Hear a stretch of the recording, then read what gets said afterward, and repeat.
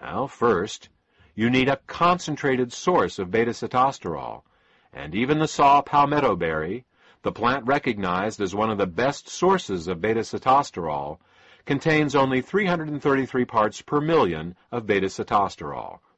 To get 1 gram of beta-sitosterol from saw palmetto, you would need to have over 6.5 pounds of saw palmetto berries. Furthermore, beta-sitosterol is very poorly absorbed orally. Less than 5% of what you take by mouth makes its way into the bloodstream, and then even less gets to the prostate itself. Thus, to absorb 1 gram of beta-sitosterol a day from saw palmetto berries, you would actually need to eat over 132 pounds of the berries a day. Ellagic acid is found in raspberries and pomegranates, but again, we have the same problem with absorption and concentration. Unless you have the digestive capacity of a 500-pound mountain gorilla, and you spent all day stuffing yourself with saw palmetto berries and raspberries, you would need to get a more concentrated source of beta-sitosterol and ellagic acid. So, the first 2 ingredients we chose to put in endosterol were concentrated forms of beta-sitosterol and ellagic acid. Okay, that takes care of the first 2 problems, hormonal inversions and cancer.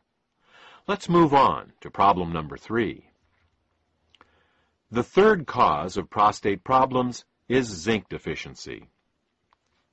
A zinc deficiency not only causes the prostate to operate less effectively, it can also cause it to enlarge.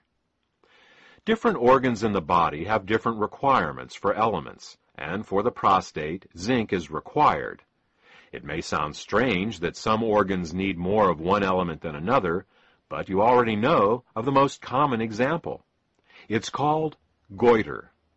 While the younger generation may not be as familiar with this, the older generation will be. Goiter is an enlargement of the thyroid gland in the neck due to insufficient iodine in the diet. Iodine is a heavy element, and rain typically washes it out of mountainous soil into the rivers and eventually into the sea. People living near the oceans who eat fish get all the iodine they need, but people who live in the mountains often become iodine deficient and can develop goiter. Of course, this isn't seen much anymore in developed countries where iodine is added to table salt, but it demonstrates the point. Individual organs, or glands, have specific mineral requirements, and when they don't get what they need, they malfunction and can enlarge.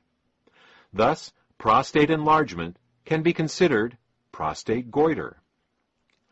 Unfortunately, zinc is not added to table salt like iodine is. This, added to the fact that zinc becomes more difficult to absorb with age, leads to the widespread zinc deficiencies we see today. Keeping in mind that we not only need to supplement with zinc, but deliver it to the body in a highly absorbable form, the third ingredient in endosterol is pumpkin extract, which is high in bioavailable zinc. The fourth cause of prostate problems is cadmium toxicity. Cadmium toxicity is actually related to zinc deficiency in the sense that low zinc levels can cause cadmium toxicity.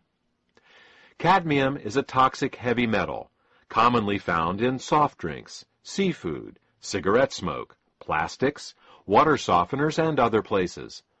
Cadmium can cause chronic fatigue, hair loss, high blood pressure, arthritis, impotence, and, of course, prostate problems. Cadmium owes its unique ability to damage the prostate to its similarity to the element zinc. Now, all beneficial elements have their toxic analogs, poisonous elements that the body mistakes for the beneficial ones. This is due to similarities in the atomic radius and electrical charge of certain elements. Thus, the body mistakes aluminum for magnesium, lead for calcium, mercury for selenium, and cadmium for zinc. Now, the prostate needs zinc to function, and it is often zinc deficient, So when it sees some toxic cadmium floating by in the bloodstream, it thinks, "Oh good, here's some zinc, I need that," and it gobbles it right up. In this manner, over time, cadmium accumulates and begins causing problems. If a man were to take supplemental zinc his whole life, it would offer some protection against cadmium absorption, but even so, some cadmium is bound to make it to the prostate. The only way to deal with cadmium is to remove it with a chelator. A chelator is an ingredient that has a very strong attraction to a particular element. If the attraction it has is stronger than the attraction the body has for that element, the chelator can pull that element out from the body. The safest and most effective cadmium chelator is called EDTA. EDTA is an amino acid that has a 50-year history of removing toxic metals like cadmium from the body. Once EDTA has attached itself to cadmium, the entire complex becomes water-soluble and will be eliminated harmlessly in the urine within a few hours. Thus, EDTA is the fourth ingredient in Endosterol. The fifth cause of prostate problems is calcium deposits in the prostate. We've discussed cadmium, and we can agree that it is a toxic metal. But what about calcium? Isn't calcium vital for our health? Absolutely. Calcium keeps our bones and teeth healthy and has many important roles to play in our biochemistry. What is not commonly known is that as we age, calcium migrates from the bones and teeth, where it belongs, into the soft tissues and organs of the body. When calcium does this, it turns from a beneficial mineral into a pathological one. When calcium moves into the kidneys, we get kidney stones.